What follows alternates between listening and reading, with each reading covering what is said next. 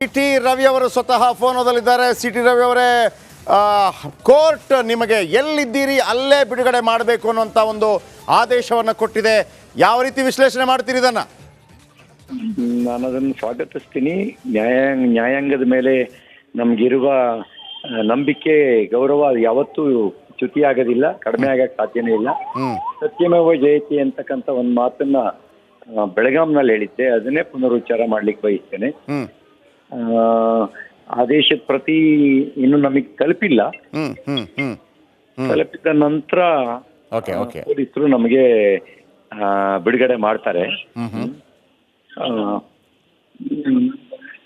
ಆಮೇಲೆ ನಿಮಗೆ ವಿವರಗಳೆಲ್ಲ ಹಂಚ್ಕೊಳಕ್ಕಿದೆ, ನಾಳೆ ವಿವರ ಹಂಚ್ಕೊಳ್ತೀವಿ. ಖಂಡಿತ. ಆದ್ರೆ ಒಂದು ಮಾತು ಸರ್, ಆ ಗಾಯ ಹೇಗಾಯ್ತು ಅಂತ ಒಂದು ದಯವಿಟ್ಟು ನೀವು ಹೇಳಲೇಬೇಕು.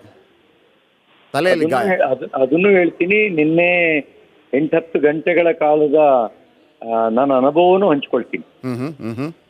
ಅಲ್ಲ, ಒಂದು ಧಮಕಿ ಹಾಕಿದಂಗೆ ಎಲ್ಲರೂ ಇತ್ತು. ಆಮೇಲೆ DCM ಕೂಡ ಅದನ್ನು ಹೇಳ್ತಾ ಇದ್ರು, ಅದು ಅವರ ಏರಿಯಾ. ಏನಿದ್ರ ಅರ್ಥ ಟಿ ರವಿ ಅವರೇ?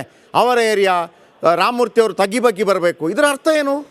ಏನಾಗ್ತಾ ಇದೆ? ಹಾಗಿದ್ರೆ ಜನಪ್ರತಿನಿಧಿಗಳು ಇರೋದೇ ಅದಕ್ಕಲ್ವ? ಈಗ ನಾಳೆ ನೀವು ಈ ಹಿಂದೆ ಮಂತ್ರಿ ಆಗಿದ್ದಂಥವ್ರು, ನಾಳೆ ನೀವು ಮಂತ್ರಿ ಆಗಿದ್ರು ಕೂಡ ಉಳಿದವ್ರನ್ನ ಕಾಪಾಡೋ ಜವಾಬ್ದಾರಿ ನಿಮ್ಮದು. ನೀವುಗಳೇ ಈ ಥರ ಹೇಳಿಕೆಗಳನ್ನು ಕೊಡ್ತಾರೆ ರಾಜಕಾರಣಿಗಳು, ಆಡಳಿತದಲ್ಲಿರೋದು. ಏನರ್ಥ? ಅವರೇ ಏರಿಯಾ ಅನ್ನೋದಾದ್ರೆ ಯಾರಿಗೂ ಇಲ್ಲಿ ಯಾರಿಗೂ ಪಾಳೆಗಾರಿಕೆ ವಹಿಸ್ಕೊಟ್ಟಿಲ್ಲ. ಕಾನೂನು ಎಲ್ರಿಗೂ, ಕಾನೂನು ದೃಷ್ಟಿನಲ್ಲಿ ಎಲ್ಲರೂ ಸಮಾನರು, ಕಾನೂನು ದೃಷ್ಟಿನಲ್ಲಿ ಹೆಚ್ಚು ಸಮಾನರು ಅಂತಿಲ್ಲ. ಆದ್ರೆ ಕರ್ನಾಟಕದಲ್ಲಿ ಹೇಗೆ ನಡ್ಕೊಂಡಿದ್ದಾರೆ ಅನ್ನೋದನ್ನ ನಾನು ನಾಳೆ ನಿಮಗೆ ವಿವರವನ್ನು ಹೇಳ್ತೀನಿ. ಆದ್ರೂ ನಿಮ್ಮ ಅಭಿಮಾನಿಗಳಿಗಾಗಿ ಒಂದು ಮಾತನ್ನ ಕೇಳ್ತೀನಿ ಸರ್. ಊಟ ಗೀಟ ಏನಾದ್ರು ಮಾಡಿದ್ರ ಇಲ್ವೋ? ಈಗಷ್ಟೇ ಸಿಗ್ಗಾವಿನಲ್ಲಿ ಮೊಸರನ್ನ ತಿಂದು ಹೊರಟ್ವಿ. ಬೆಳಿಗ್ಗೆ ತಿಂದಿರ್ಲಿಲ್ಲ, ಮಧ್ಯಾಹ್ನ ಇಡ್ಲಿ ತಿಂದಿದ್ದೆ, ಸಂಜೆ ಮೊಸರನ್ನ ತಿಂದ್ವಿ. ನಿನ್ನೆ ರಾತ್ರಿ ಸರ್? ರಾತ್ರಿ ಏನೂ ಇಲ್ಲ. ರಾತ್ರಿ ಏನು ತಿಂದೇ ಇಲ್ಲ ನೀವು? ಬೆಳಿಗ್ಗೆ ತಿಂದಿದ್ದು? ಏನೂ ಇಲ್ಲ, ನಿನ್ನೆ ಮಧ್ಯಾಹ್ನ ತಿಂದಿದ್ದು. ಮಧ್ಯಾಹ್ನ ನಂತರ ಬೆಳಗ್ಗಿನ ತನಕ ಏನೂ ಇರಲಿಲ್ಲ?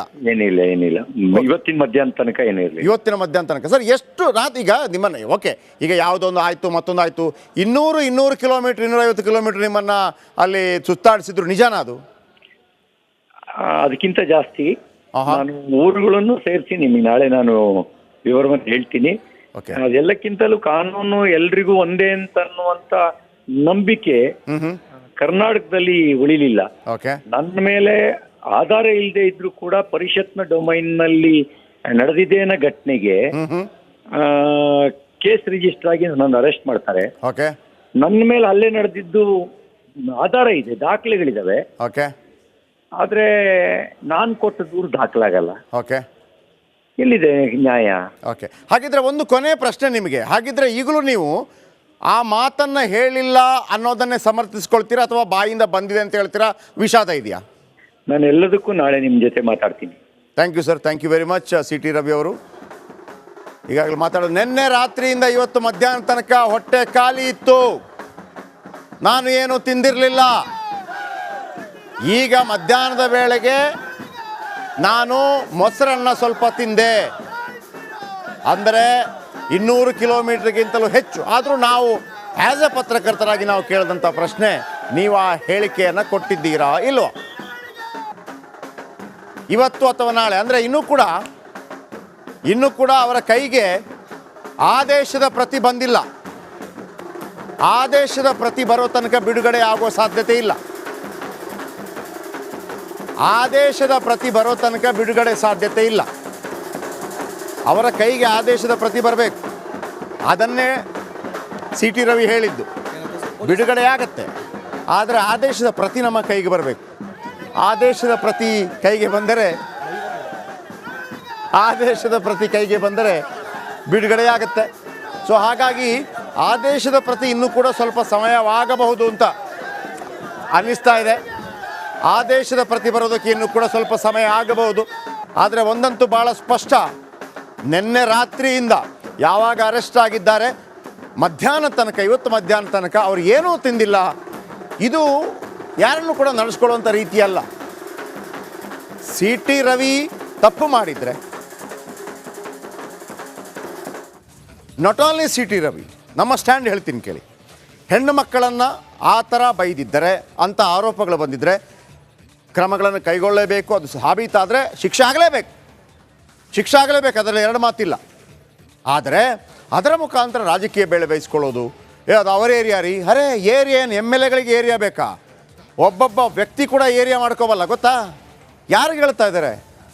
ಒಮ್ಮೆ ಡಿಸೈಡ್ ಮನುಷ್ಯ ಮಾಡಿದರೆ ಅವನು ರೌಡಿನೂ ಆಗ್ಬಿಡ್ತಾನೆ, ಏನು ಬೇಕಿದ್ರೂ ಆಗ್ಬಿಡ್ತಾನೆ.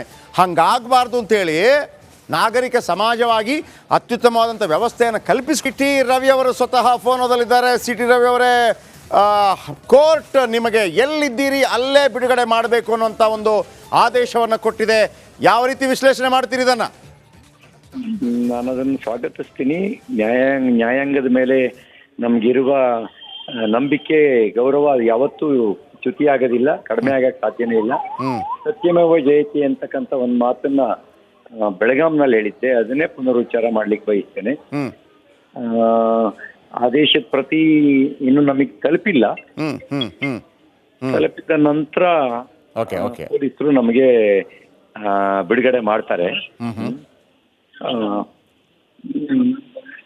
ಆಮೇಲೆ ನಿಮಗೆ ವಿವರಗಳೆಲ್ಲ ಹಂಚ್ಕೊಳಕ್ಕಿದೆ, ನಾಳೆ ವಿವರ ಹಂಚ್ಕೊಳ್ತೀವಿ. ಖಂಡಿತ. ಆದ್ರೆ ಒಂದು ಮಾತು ಸರ್, ಆ ಗಾಯ ಹೇಗಾಯ್ತು ಅಂತ ಒಂದು ದಯವಿಟ್ಟು ನೀವು ಹೇಳಲೇಬೇಕು. ತಲೆಯಲ್ಲಿ ಗಾಯ ಅದನ್ನು ಹೇಳ್ತೀನಿ. ನಿನ್ನೆ 8-10 ಗಂಟೆಗಳ ಕಾಲದ ನನ್ನ ಅನುಭವನೂ ಹಂಚ್ಕೊಳ್ತೀನಿ. ಅಲ್ಲ, ಒಂದು ಧಮಕಿ ಹಾಕಿದಂಗೆ ಎಲ್ಲರೂ ಇತ್ತು. ಆಮೇಲೆ DCM ಕೂಡ ಅದನ್ನು ಹೇಳ್ತಾ ಇದ್ರು, ಅದು ಅವರ ಏರಿಯಾ. ಏನಿದ್ರ ಅರ್ಥ CT ರವಿ ಅವರೇ? ಅವರ ಏರಿಯಾ, ರಾಮಮೂರ್ತಿ ಅವರು ತಗ್ಗಿ ಬಗ್ಗಿ ಬರಬೇಕು, ಇದರ ಅರ್ಥ ಏನು? ಏನಾಗ್ತಾ ಇದೆ? ಹಾಗಿದ್ರೆ ಜನಪ್ರತಿನಿಧಿಗಳು ಇರೋದೇ ಅದಕ್ಕೆ ಅಲ್ವಾ? ಈಗ ನಾಳೆ ನೀವುಗಳು ಈ ಹಿಂದೆ ಮಂತ್ರಿ ಆಗಿದ್ದಂಥವ್ರು, ನಾಳೆ ನೀವು ಮಂತ್ರಿ ಆಗಿದ್ರು ಕೂಡ ಉಳಿದವ್ರನ್ನ ಕಾಪಾಡೋ ಜವಾಬ್ದಾರಿ ನಿಮ್ಮದು. ನೀವುಗಳೇ ಈ ಥರ ಹೇಳಿಕೆಗಳನ್ನು ಕೊಡ್ತಾರೆ ರಾಜಕಾರಣಿಗಳು, ಆಡಳಿತದಲ್ಲಿರೋದು. ಏನರ್ಥ? ಅವ್ರ ಏರಿಯಾ ಅನ್ನೋದಾದ್ರೆ ಯಾರಿಗೂ ಇಲ್ಲಿ ಯಾರಿಗೂ ಪಾಳೆಗಾರಿಕೆ ವಹಿಸ್ಕೊಟ್ಟಿಲ್ಲ. ಕಾನೂನು ಎಲ್ರಿಗೂ, ಕಾನೂನು ದೃಷ್ಟಿನಲ್ಲಿ ಎಲ್ಲರೂ ಸಮಾನರು, ಕಾನೂನು ದೃಷ್ಟಿನಲ್ಲಿ ಹೆಚ್ಚು ಸಮಾನರು ಅಂತಿಲ್ಲ. ಆದ್ರೆ ಕರ್ನಾಟಕದಲ್ಲಿ ಹೇಗೆ ನಡ್ಕೊಂಡಿದ್ದಾರೆ ಅನ್ನೋದನ್ನ ನಾನು ನಾಳೆ ನಿಮಗೆ ವಿವರವನ್ನು ಹೇಳ್ತೀನಿ.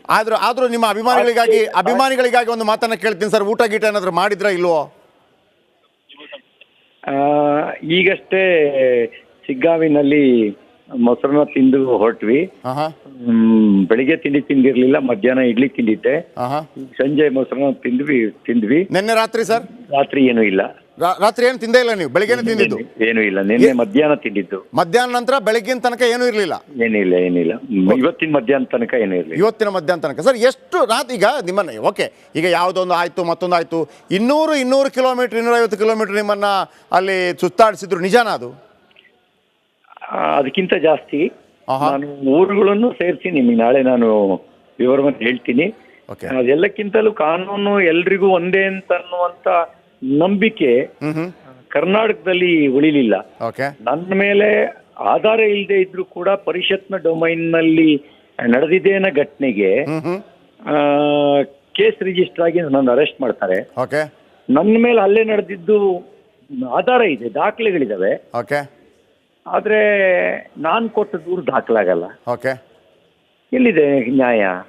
ಹಾಗಿದ್ರೆ ಒಂದು ಕೊನೆ ಪ್ರಶ್ನೆ ನಿಮಗೆ. ಹಾಗಿದ್ರೆ ಈಗಲೂ ನೀವು ಆ ಮಾತನ್ನ ಹೇಳಿಲ್ಲ ಅನ್ನೋದನ್ನೇ ಸಮರ್ಥಿಸ್ಕೊಳ್ತೀರಾ ಅಥವಾ ಬಾಯಿಂದ ಬಂದಿದೆ ಅಂತ ಹೇಳ್ತೀರಾ? ವಿಷಾದ ಇದೆಯಾ? ನಾನು ಎಲ್ಲದಕ್ಕೂ ನಾಳೆ ನಿಮ್ಮ ಜೊತೆ ಮಾತಾಡ್ತೀನಿ. Thank you sir.